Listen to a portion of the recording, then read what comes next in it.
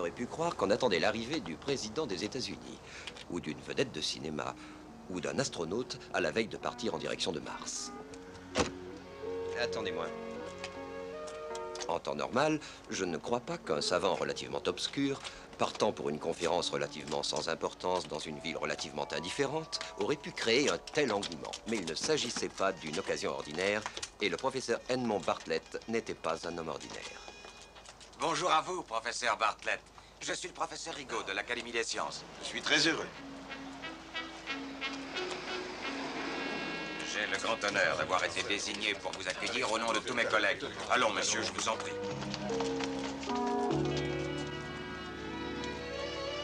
Faites-vous une déclaration, monsieur le professeur. Laissez-nous passer, messieurs. Je ferai ce sera Vous des projets immédiats. Nos lecteurs voudraient tant le savoir. Allons, messieurs, soyez raisonnables. Laissez passer le professeur Bartlett. Allez-y, au revoir, professeur.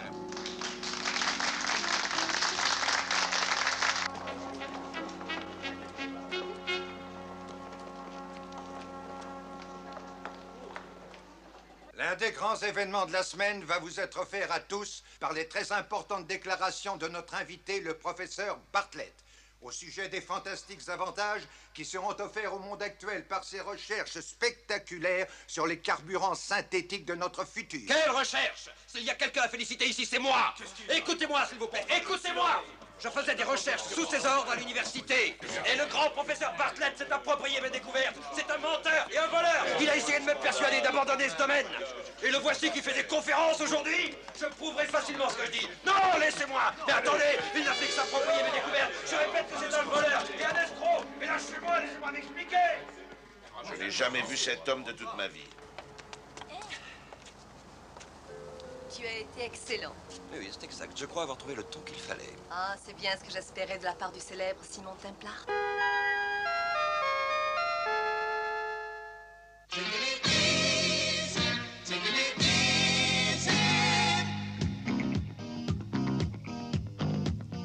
You're taking no dreams, so you're never drunk. You're taking no drugs, you're not a punk. Putting your nose in everything that's in your way. Yes, you're just the same. Yes, you're just the same. Taking it easy, taking it easy. I'm gonna sit at home to watch your program when it's on. And so you're driving your car around like mad around the town without a growl. Everyone has a dream, it must be just the way you are.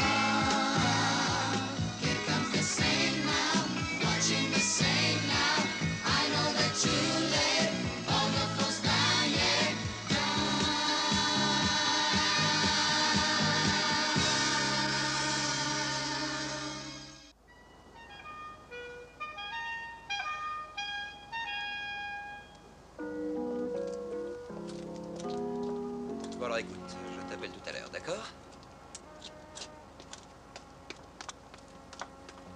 À l'hôtel Provençal. Et vite. Oui, monsieur.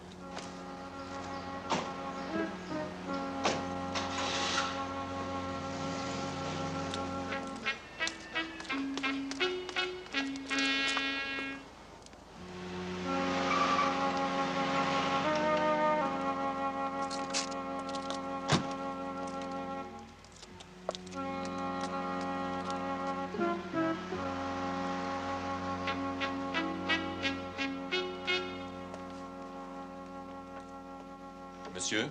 Tombs, Sébastien Tombs. Ah oui, monsieur Tombs. Vous avez le 309. Vos bagages sont arrivés de l'aéroport. Ils ont été montés dans la chambre. Si vous voulez signer, s'il vous plaît.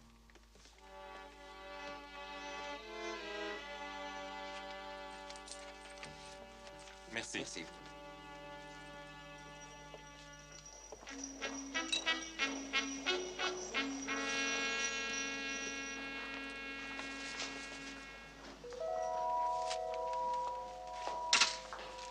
Merci.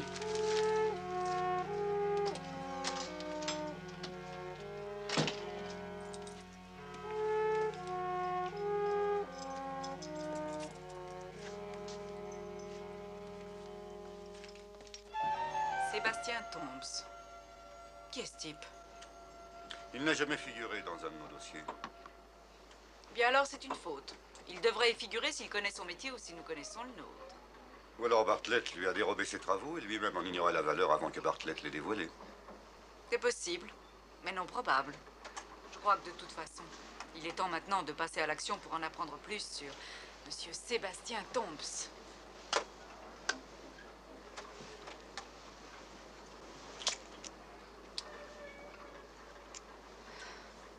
S'il peut devenir une marchandise, je veux cet homme.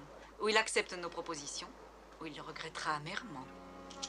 Pourquoi a-t-il fallu avoir un père qui invente des choses? Être la fille du créateur d'un produit remplaçant le pétrole est plus flatteur qu'être la fille d'un vieil ivrogne. Venez vite. Allez vous cacher au fond. Et je vais attendre combien de temps? Chut, on verra, dépêchez-vous.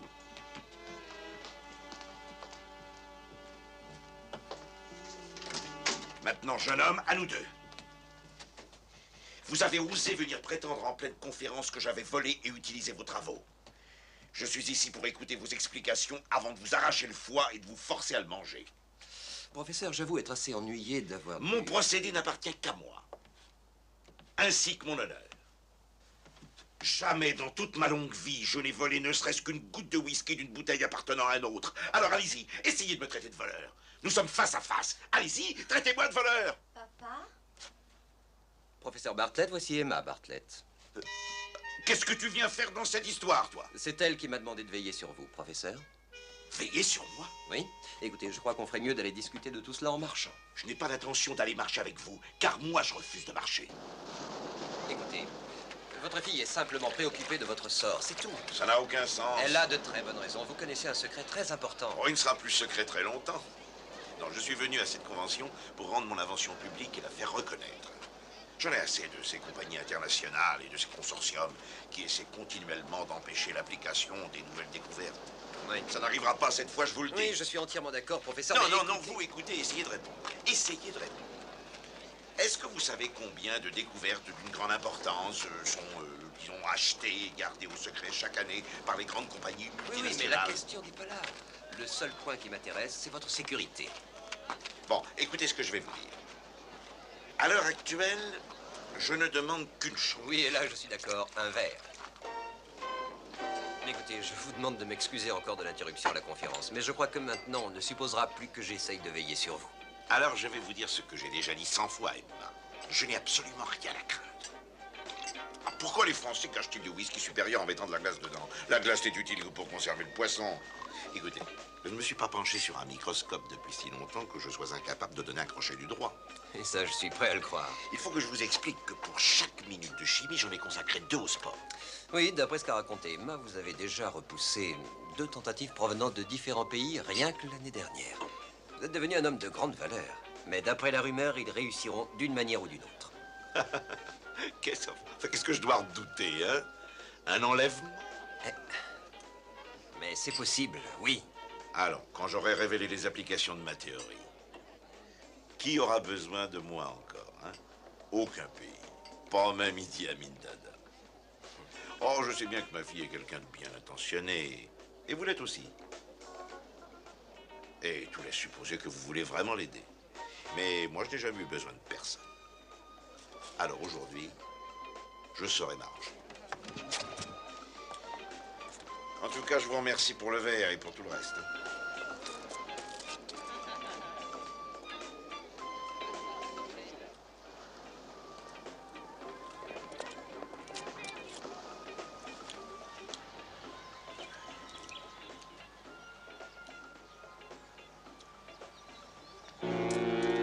Regardez cette voiture devant vous, vous devriez y monter. Oui, je ne vois aucune raison de refuser une telle invitation.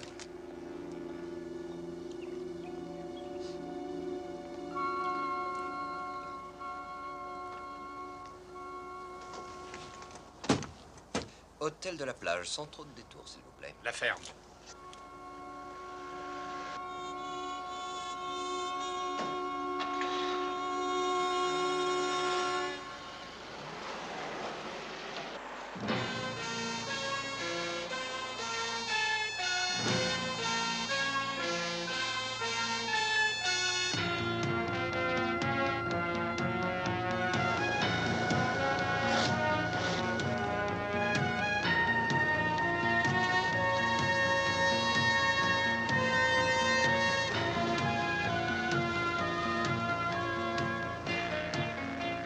Nous allons encore loin, chauffeur.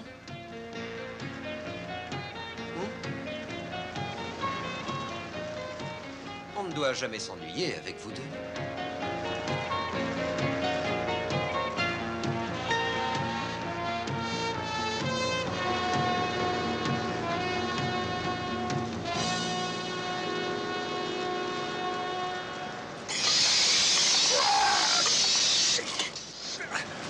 Non, assez rigolé comme ça. Arrêtez la voiture.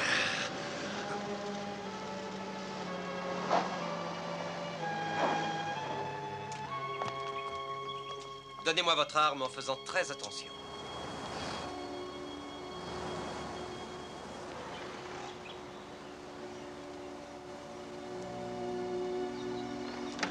Vous, sortez. Montez.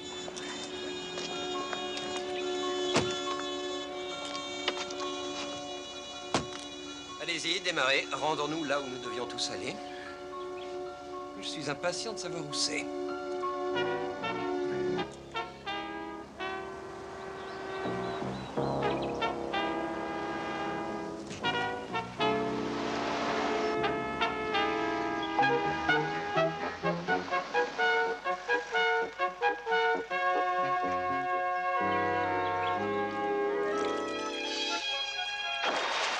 C'est l'enfer. Alors vous m'emmeniez en enfer. Très bien. Descendez.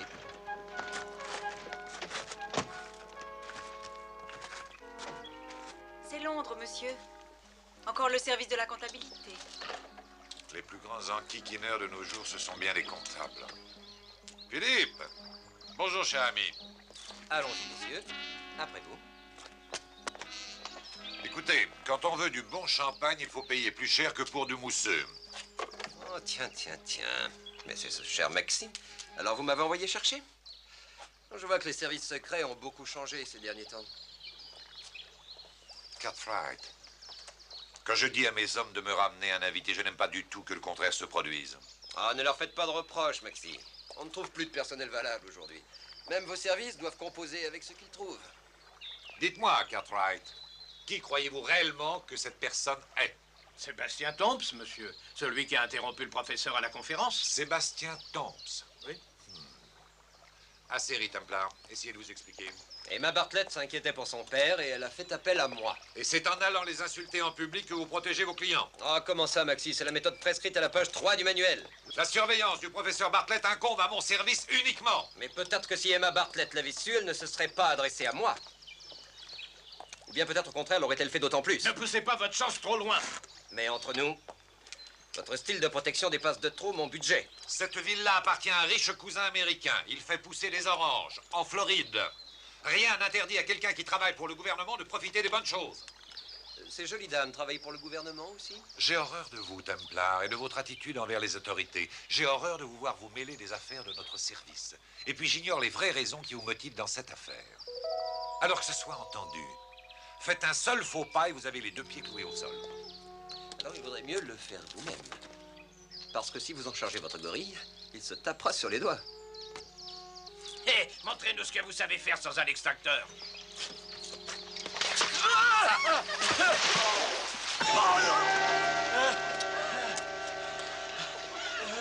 C'est tout ce qu'on peut faire avec un siphon.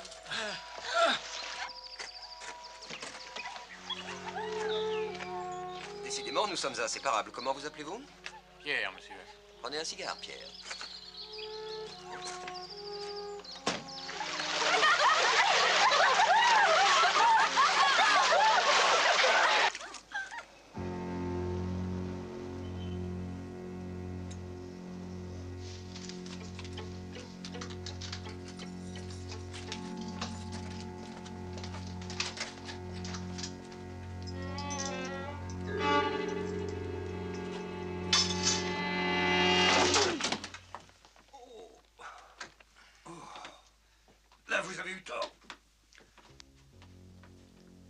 Vous allez bientôt regretter d'avoir fait cette sottise. Non, attendez encore un moment, s'il vous plaît. D'abord, permettez-moi, comme la loi l'exige, de vous informer de mon grade d'expert en karaté du plus haut degré. Oui. Et je suis tenu de vous donner 3 avertissements. Veuillez considérer ceci comme le premier.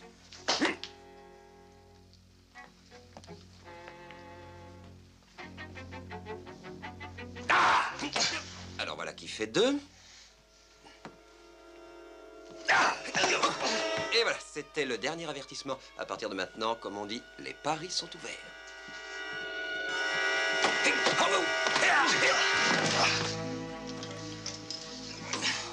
Maintenant, je crois que nous avons à parler tous les deux.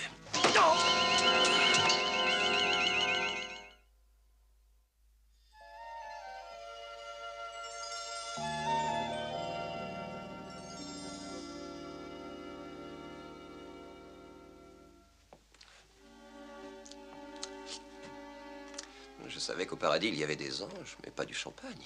Mais pour le mal de crâne, on n'a rien inventé de mieux. Oui, sauf si c'est externe. Mais de toute manière, il guérit tout. À votre santé. Je suis Samantha Lord. Sébastien Thompson. À quoi jouiez-vous allongé par terre? Oh, je cherchais un bouton de manchette. Alors, si vraiment vous tenez à y voir clair, il faut enlever vos lunettes. Mais que faites-vous chez moi? Oh, j'occupe une suite à l'étage. J'allais justement partir pour le Yacht Club. Une suite? Un yacht? Écoutez, si vous essayez de m'impressionner, bravo, ce n'est pas la peine d'insister. Je ne faisais que passer, votre porte était ouverte. Et je n'ai jamais su résister à un gentil monsieur en détresse.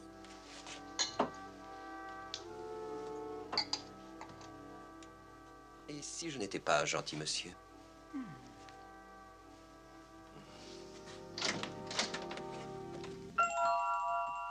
Ah, salut. Je travaille pour le Herald Tribune. Annulez mon abonnement tout de suite. J'espère du fond du cœur que je vous dérange. Charmante enfant. C'est votre petite sœur? Non, je suis la correspondante scientifique locale et je pensais que quelqu'un pourrait essayer d'avoir un entretien vertical avec Monsieur Thompson. Eh bien, je ne voudrais pas gâcher une interview certainement très brillante. Je ne sais pas comment vous remercier. C'est facile à deviner, ça. La méchanceté est un sentiment d'une grande laideur. Il y a un moyen facile de me remercier. M'emmener déjeuner. Très bien, alors où nous retrouvons-nous? Je crois que c'est évident, ça aussi. Au bar du bas, disons à 1 heure pile. Oh, je vous laisse terminer le champagne. Il réussit à embellir les plus ternes des occasions. Qui c'était? Ta vieille mère? On m'a assommé et c'est elle qui m'a ranimé. Et pendant ce temps-là, mon père est parti tout seul. Où ça? Voir qui? Je n'en sais rien, un certain Boothroyd. C'est rien alors. Max Boothroyd est chef de section au DI6. Lui aussi surveille ton père. Le DI6? Mais pourquoi est-ce qu'il ne m'a jamais dit qu'il était protégé alors? Je voulais éviter de t'alarmer. Il y avait déjà longtemps que je l'étais. Pourquoi crois-tu que j'ai alerté Simon Templar? Mais je n'en savais rien à ce moment-là. C'est dommage d'ailleurs, mademoiselle. Je redoute ce Templar. C'est un personnage louche et dangereux. Vous n'êtes pas sérieux? Nous savons qu'un cargo transportant du matériel pour l'Angola traverse la Méditerranée. Et il passera près de cette côte dans 48 heures. Et je crains absolument tout le monde, en particulier Templar.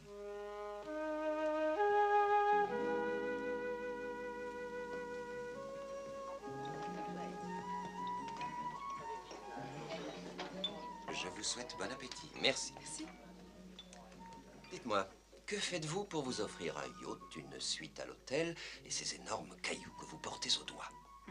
Je vends du génie. Du génie. Je dirige une agence pour l'emploi très spéciale, Génie et compagnie. Nous rejetons ceux dont le quotient intellectuel est inférieur à 170. Oh, ne me faites pas croire que ces gens-là ont besoin de vous pour trouver un emploi. Vous ne pouvez pas savoir comme les gens brillants peuvent se montrer stupides. En général, ils ne travaillent que pour le tiers de ce qu'il va aller. Moi, je m'arrange pour qu'on les paie à leur valeur.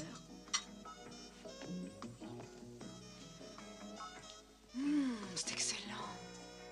Et le vôtre? Il est comment? Délicieux. Et le vôtre? Il est meilleur encore. Voilà donc pourquoi vous êtes ici, pour embaucher des génies. Nous faisons tous les congrès scientifiques. Le génie est une denrée qui rapporte beaucoup. Qui rapporte beaucoup à vous, en tout cas. Je veux aller vite. J'ai eu faim jusqu'à l'âge de 15 ans. Et je n'ai plus envie de connaître ça. Eh bien, je crois que vous êtes bien parti pour l'oublier. Écoutez, vous tenez absolument à manger ici?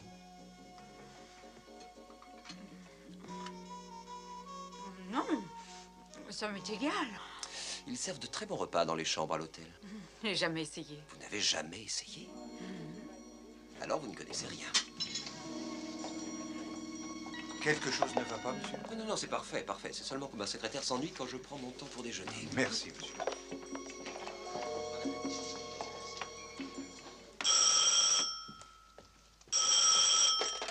Allô? Oui? De la part de qui, s'il vous plaît? Ah, c'est drôle, je ne reconnais pas ta voix. Mais oui, c'est vrai seulement... Oui. Allô? Ici le professeur John Bartlett. Oui, je vous écoute. Ah. Ah, c'est vous. Oui. Bon, bah, si c'est tellement important, d'accord. Oh non, merci beaucoup. Je suis capable de trouver un taxi pour m'y conduire. Oui, dans 20 minutes, c'est ça. Ça n'a aucun sens. Tout ce qui arrive, c'est de ta faute. Tu as pris ma vie en charge. Si je dis que je veux des légumes, tu ne me sers aucun légume. Si je dis que je ne dors bien que la fenêtre fermée, je reçois toute la nuit une véritable petite tempête d'air frais sur le visage. Maintenant, toute cette histoire. Où est-ce que tu vas? Pourquoi est-ce que tu me jettes un regard aussi inquiet, hein? C'est encore toi qui as demandé que je l'écoute. Il veut que j'aille le retrouver sur le port d'urgence, alors je vais le retrouver sur le port. Mais là, tu as tort d'y aller. D'abord, c'est écoute le grand Simon Templar. Ensuite, c'est n'écoute pas le grand Simon Templar. Alors j'espère que tu vas décider une bonne fois en mon absence. Mais attends! Ça n'a jamais été la voix de Simon.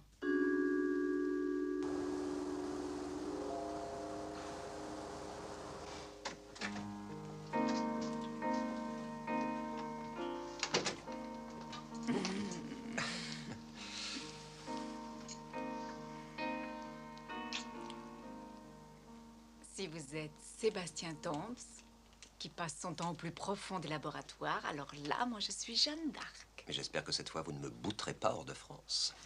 Et qui êtes-vous, en réalité? Je m'appelle Simon Templar. Simon? Mhm. Le saint? Oui. Oh, j'ai cru que vous représentiez la loi. Mais vous travaillez pour Bartlett? C'est exact, oui. On devrait essayer de s'entendre. Oui, on pourrait même ne faire qu'un.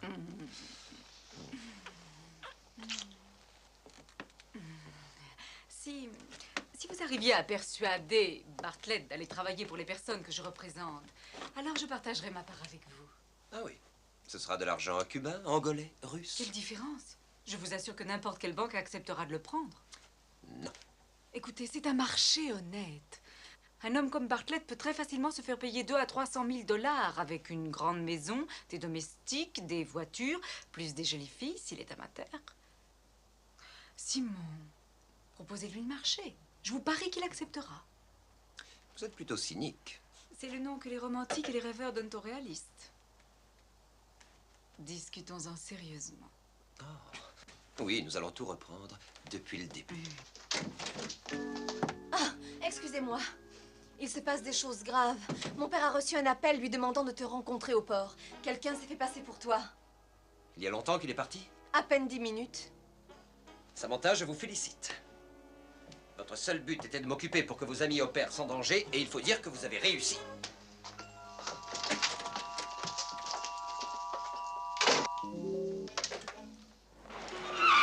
Bon, allez vite prévenir Boutreuil.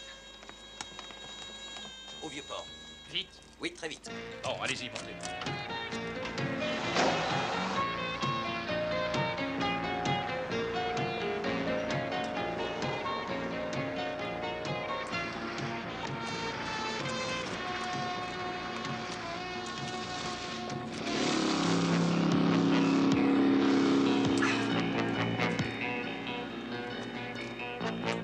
Bonjour, monsieur.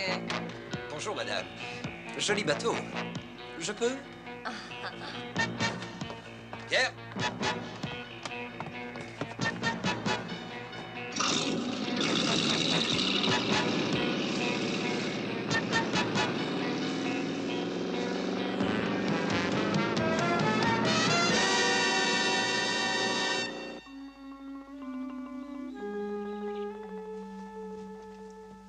Faire confiance à Simon Templar, c'est faire confiance à un serpent sonnette.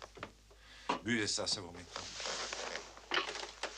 Personnellement, je pense que l'appel téléphonique venait réellement de Templar. Allô? L'inspecteur Lebeau, s'il vous plaît. Max Boothroyd, il me connaît. Vous devriez rester ici, vous seriez en sécurité, ça serait pratique s'il y a du nouveau.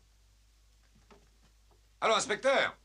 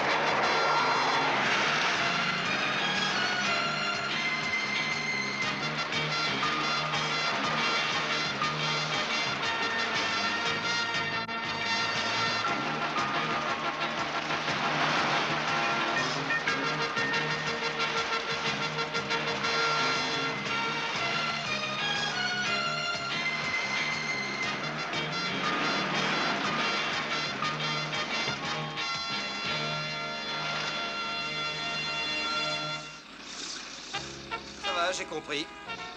J'ai encore été roulé. Je suppose qu'il paye bien.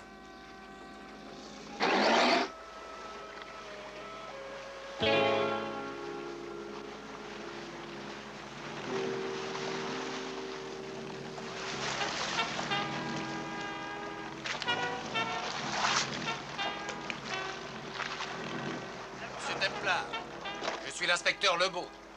Vous êtes en état d'arrestation, monsieur, pour l'enlèvement du professeur John Bartlett.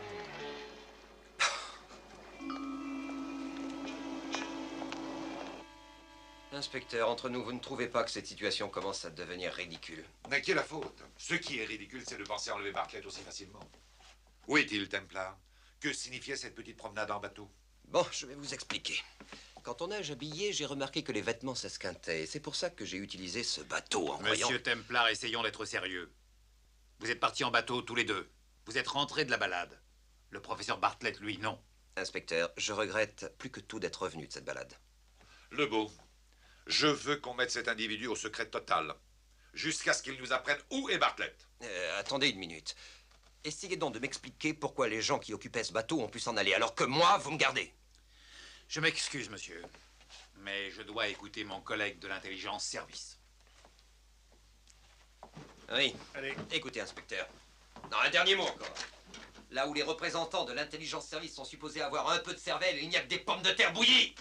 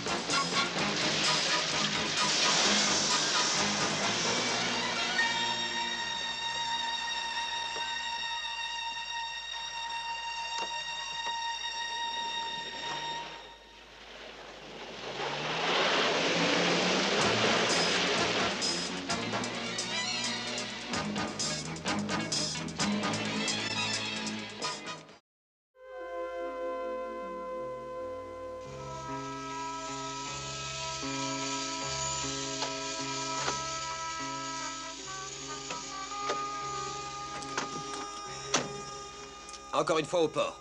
Vite. Oui, bien sûr.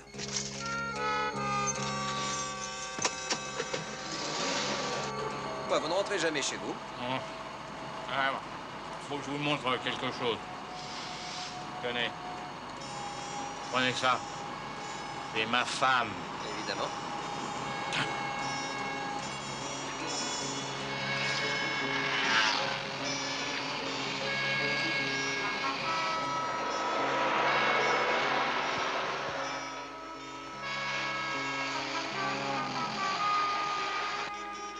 Le yacht est parti. Pierre, je vais encore avoir besoin d'un autre bateau. Un bateau pour attraper ça? Oh, il marche trop vite.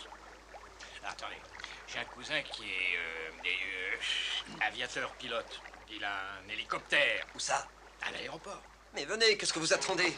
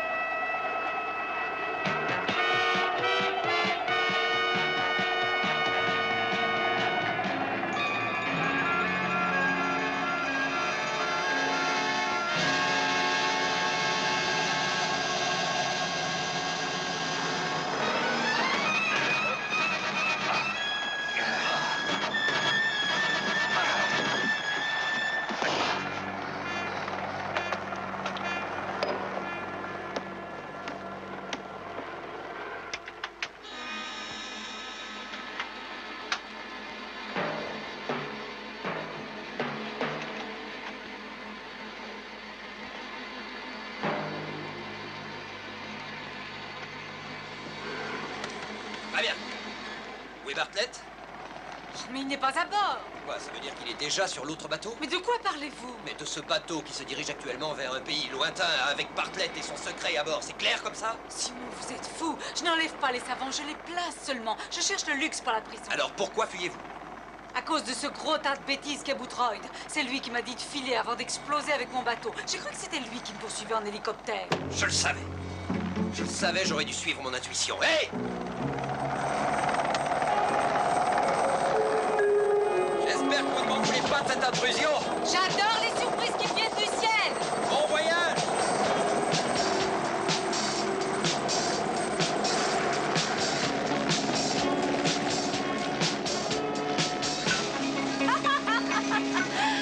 Espèce d'idiot!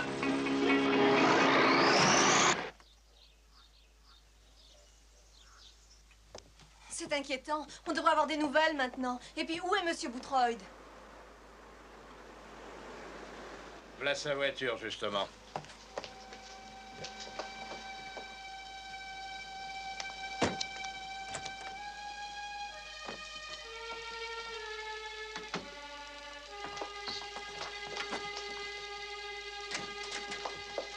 Bonsoir, mademoiselle Bartlett. Tu vas bien? Très bien, oui. J'ai cru que tu étais parti pour je ne sais quel pays étranger. Oh, ce que j'ai eu peur. Eh bien, pour tout avouer, c'est un peu ça. Viens ici une minute. Tu sais, comme j'ai toujours dû lutter pour réussir à m'imposer dans la vie, et je veux être sûr de ne pas l'avoir fait pour rien. Mais de quoi est-ce que tu parles, Monsieur Boothroyd? Un rapport très secret déclare que ce que fait votre père pourrait ne pas être révélé, raison d'État, etc. Alors votre père a choisi d'aller quelque part où son travail sera vraiment apprécié. Quoi? Il faut que tu comprennes. Dans le pays où j'espère partir, on m'a promis de tout entreprendre pour appliquer ma découverte. Je prépare tout ceci depuis des mois. C'est Boothroyd qui l'a permis. Il a tout arrangé. Mais vous êtes un agent anglais. Vous devriez représenter notre gouvernement. Après 20 années de loyale pauvreté, j'ai accepté de saisir l'opportunité de ne représenter que moi. Il est temps de partir, professeur. Tu n'as pas le droit. Emma, je t'aime. Je te ferai venir dès que je serai installé. Mais attends, réfléchis encore. J'espère que tu rejoindras ton vieux père. Tu as le temps d'y penser. Tu es la seule chose qui me reste au monde.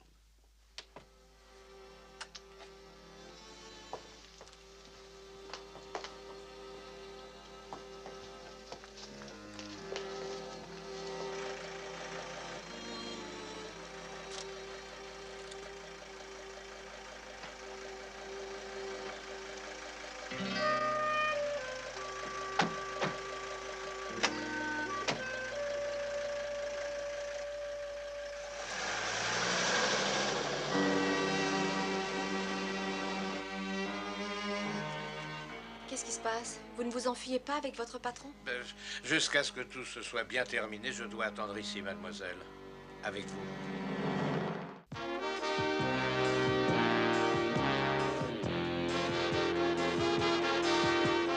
Souriez, professeur. L'opération est très bonne et pour vous deux. Je sais, mais Emma m'inquiète. Et puis je pense quand même un peu à ma conscience. Parce que vous partez d'un monde qui ne veut pas vous écouter et qui repousse le travail d'une vie complète. La conscience. J'ai été consciencieux pendant 20 ans. Devoir, loyauté. Croyez-moi, professeur, nous nous sommes engagés maintenant sur la voie la plus fructueuse que nous ayons connue.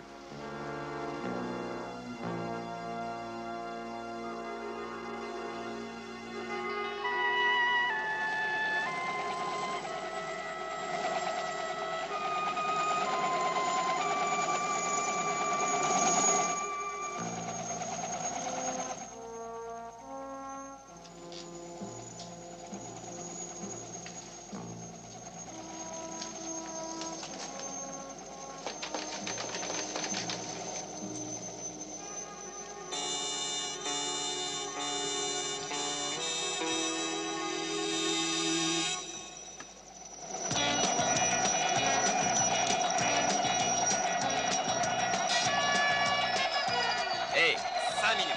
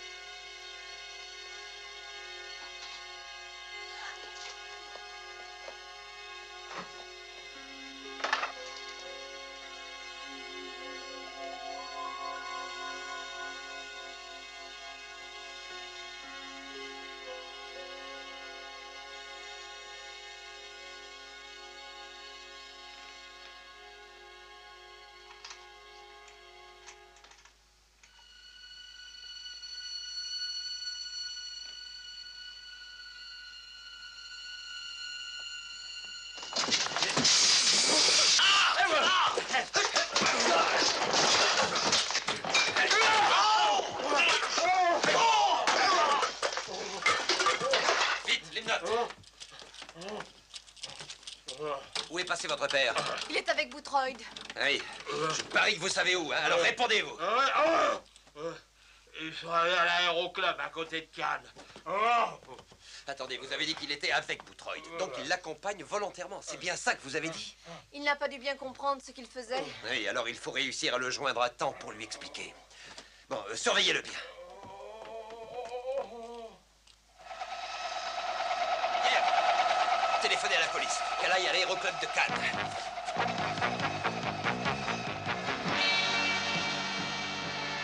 À l'aéroclub.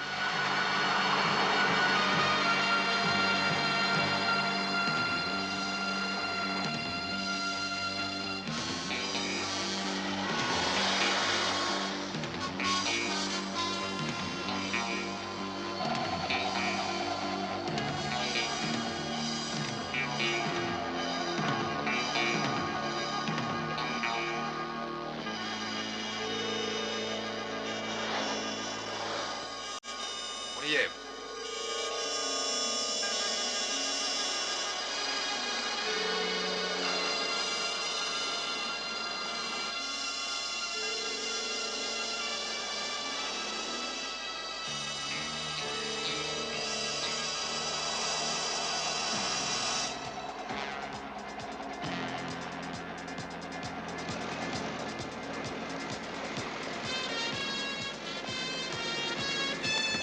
Allez, venez!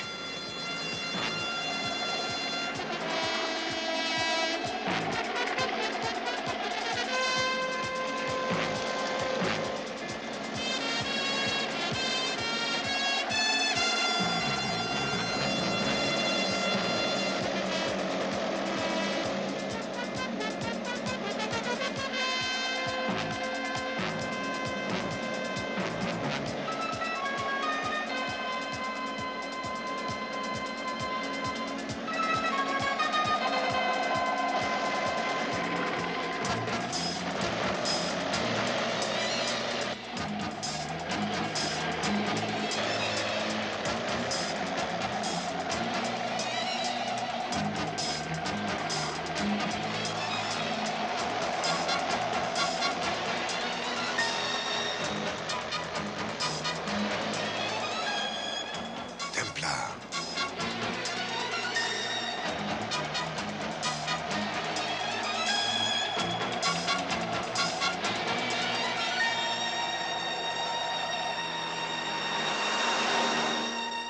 Vite, vite!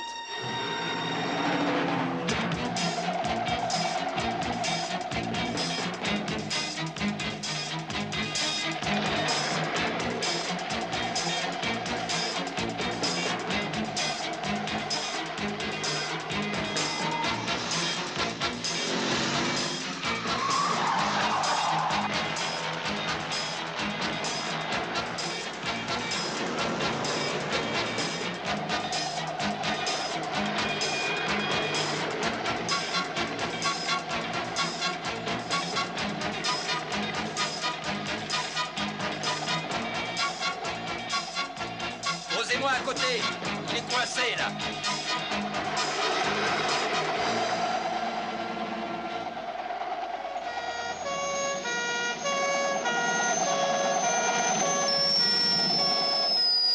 N'avancez pas! Pas un geste. N'approche pas, Emma.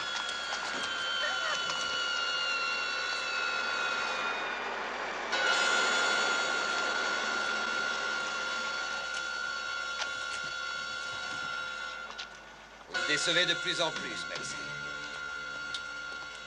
Elle est montée.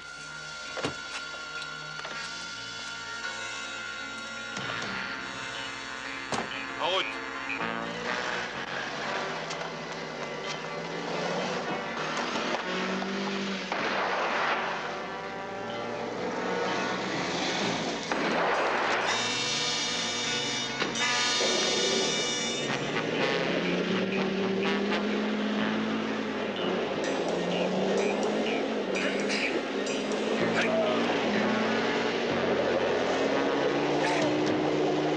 Arrêtez la voiture!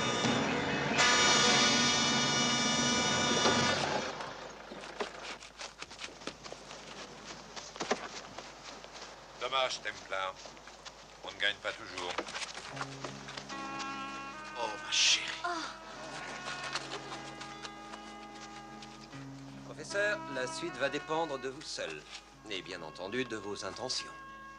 Mes intentions ont changé complètement.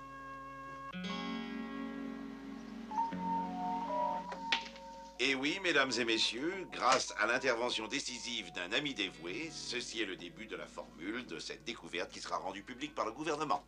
Quant au reste, vous êtes libre de le découvrir vous-même. C'est enfantin.